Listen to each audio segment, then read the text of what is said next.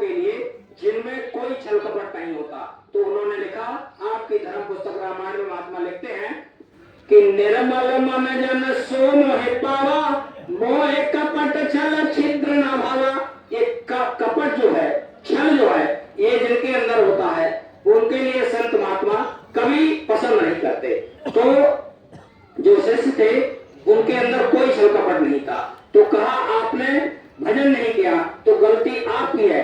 तो भोले वाले जी कहने लगे, गुरुजी गलती आपकी है। कहा कैसे? कि आपने पहले में हमारे माथे में अंगूठा लगाया ही नहीं। अगर आप अंगूठा लगा देते तो पहले हम चले जाते। तो वो निर्मल थे, उनके अंदर कुछ नहीं। तो महात्मा उनको पसंद करते जिनके अंदर कोई छल कपट नहीं होता। छल कपट से वो कभी खुश नहीं होते, वो मुस्कुराते रहते हैं। वो देख देख करके मुस्कुराते हैं कि ये हमारा बच्चा कितनी चालाकी कर रहा, ये सोच रहा हम जानते नहीं, लेकिन वो सब जानते हैं। उनसे कुछ भी छुपा हुआ नहीं, कुछ भी नहीं छुपा हुआ। इसके लिए धर्म पुस्तक रामायण में महात्मा लिख करके गए कि बिन पग चले सुनाए बिन काना, बिन कर कर्म कराए बिनाना। बिना कानों के सुन लेते हैं, बिना आंखों के देख सकते हैं, बिना हाथों के बहुत दूर तक कोई भी काम कर सकते हैं। ऐसे संत महात्मा सदगुरु होते हैं। लेकिन हम लोग फिर भी अपनी चालाकी चलने को नहीं मानते हैं। लेकिन वो जानते, सब जानते हैं। जो ये आप ऐसे समझ लीजिए जैसे पहले संत महात्मा जो भजन करने के लिए जाते थे, कहाँ जाते थे? जंगल में चले जाते। तो जंगल में धूप, गर्मी, बरसात, ठंडी, भूख, प्यास और सब कुछ बर्दाश्त करना पड़ता। लोग बहुत दिनों तक जंगल में तपस्या करते थे। तो वही तपस्या ये अब है। ये भूख, प्यास, गर्मी, सर्दी, बरसात, ये यही मान लो कि जब भी कहीं ना कहीं कोई ना कोई परेशानी देता है, हमारे मन के खिलाफ जाता है, तो ये वही मान लीजिए। क्योंकि भजन भक्ति कोई आसान काम नहीं, ये आसान काम नहीं, ये कायरों का काम नहीं है। आदेश पालन कायरों का काम नहीं, ये शूरवीरों का काम है, शूरवीरों का काम है। क्योंकि मन को मारना शूरवीरों का काम है, ये कायरों का काम नहीं है। तभी तो महात्मा लिख करके गए कि बड़ा जिन्होंने मार मन डाला, उन्हीं को सूरमा कहना। बड़ा वैरी मनगट में, इसी का जीतना कठिना। परो तुम इसी के पीछे और सब ही जतन तजना। तो मन जो है ये बड़ा वैरी है, इसको मारना कोई मामूली काम नहीं।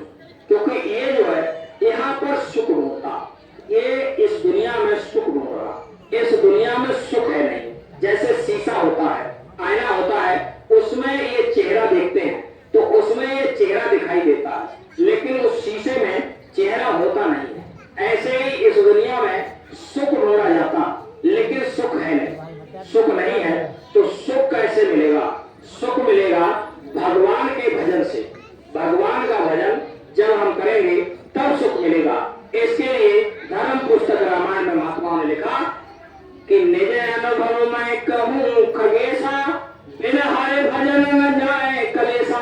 बिना भगवान के भजन के ये कष्ट कलेश जाने वाले नहीं। ये कष्ट कलेश तब जाएंगे जब हम भगवान का भजन करेंगे। लेकिन यहाँ सुख को कोई है नहीं, सुखी कोई नहीं, लेकिन सबको लगता है कि हम दुखी हैं, फलाना सुखी है, सुखी कोई नहीं है।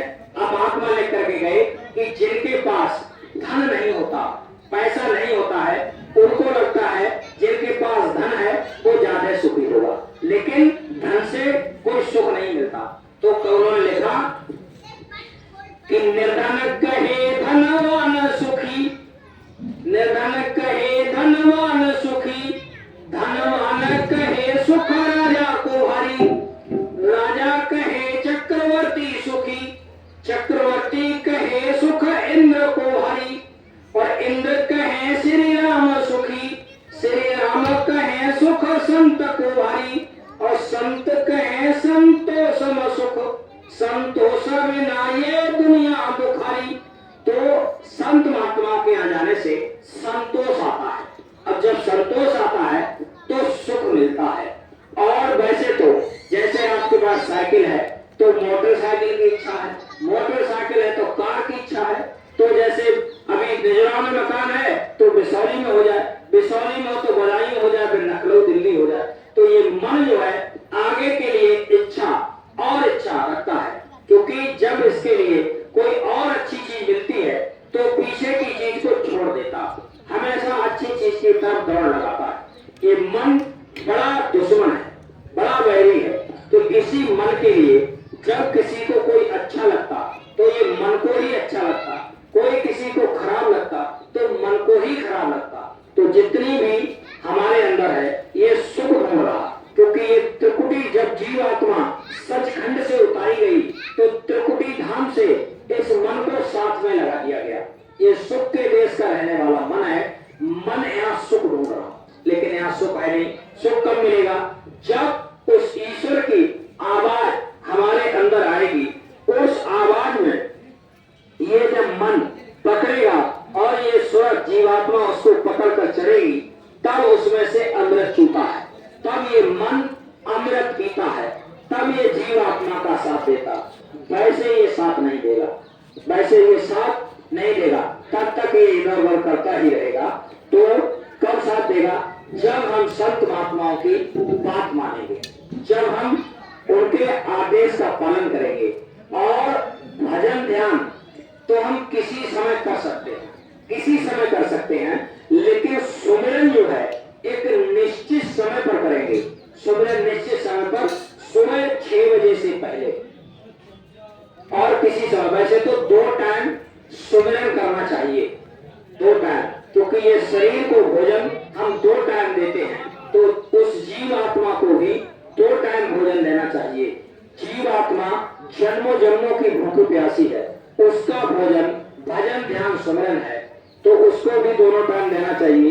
एक टाइम कोई भी निश्चित समय हो जाए, उस समय अगर हम सुमिरन करेंगे और सुमिरन करने से पहले एक प्रार्थना बोलनी चाहिए, छोटी सी एक प्रार्थना। अगर सब लोग याद कर लें और सुमिरन करने से पहले अगर हम उसको बोले, अगर तेज अगर बोलेंगे तो पड़ोसी नाराज हो सकता, तो अपने मन ही मन में बोलने। क्योंकि हमारे पास दातागंज क्षेत्र से फोन आया था कि हम लोग सामूहिक भजन करते हैं, तो हमारे पड़ोसी हमको गाली देते हैं। तो हमने कहा क्यों देते हैं? बोले जोर से प्रार्थना परिवार वाले बोलते, मगर धीरे बोल लिया करो, तेज मत बोला करो। हम दीपक जलाते मगर दीपक मत जलाया करो, ऐसे ही कर लिया करो। तो एक प्रार्थना मन ही मन में धीरे से बोल लिया। अगर अपने परिवार वाले बैठ गए, प्रार्थना का मतलब